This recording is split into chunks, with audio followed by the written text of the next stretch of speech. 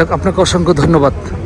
প্রিয় দর্শক, আপনারা যেমনটি শুনছেন যে এখানে আসলে যে বর্তমান রাজনৈতিক দল যে বিএনপির একজন কর্মী অর্থাৎ জুয়েল ভাই এখানে উপস্থিত থেকে তিনি কিন্তু আসলে আইনশৃঙ্খলা রক্ষাকারী বাহিনী এবং বলেন ফায়ার সার্ভিসের কর্মী সবার কিন্তু খুব প্রশংসা করেছেন যে আসলে এইভাবে তারা নিরলস পরিশ্রম করে যাচ্ছেন একটি লাশ উদ্ধার করার জন্য।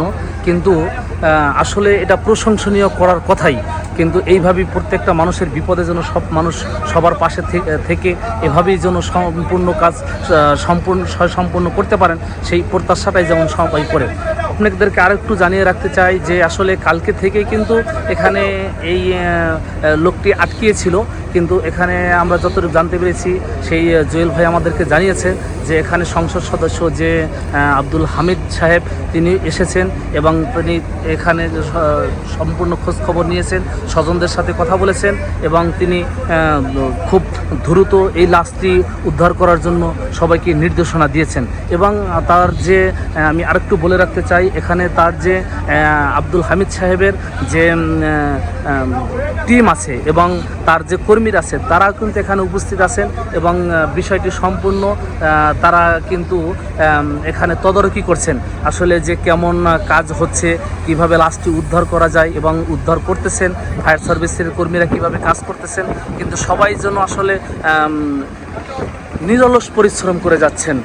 আসলে বিপদ তো বিপদই, আমরা সবাই জানি আসলে অ্যাক্সিডেন্ট যে কোনো সময় এরকম একটা দুর্ঘটনা আমার জীবনও হতে পারে, কিন্তু সেই ক্ষেত্রে যেহেতু একটু দুর্ঘটনা হয়েই গেছে কিন্তু তারা উদ্ধারকারী কর্মীরা যেভাবে এখানে পরিশ্রম করে যাচ্ছেন কিন্তু আসলে এটাই যেন সাধারণ মানুষের প্রত্যাশা এবং তারাও আসলে একটি সন্তোষজনক একটি বিষয় আমাদেরকে প্রকাশ করেছেন।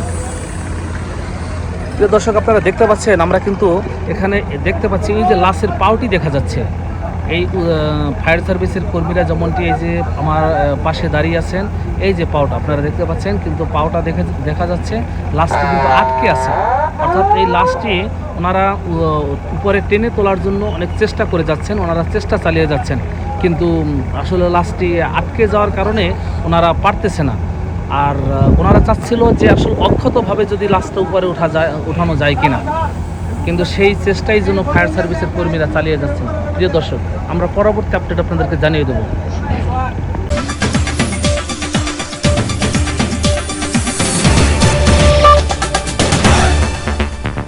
স্যালুট বাংলাদেশ মিডিয়া, আমরা দেশ ও স্বাধীনতার কথা বলি।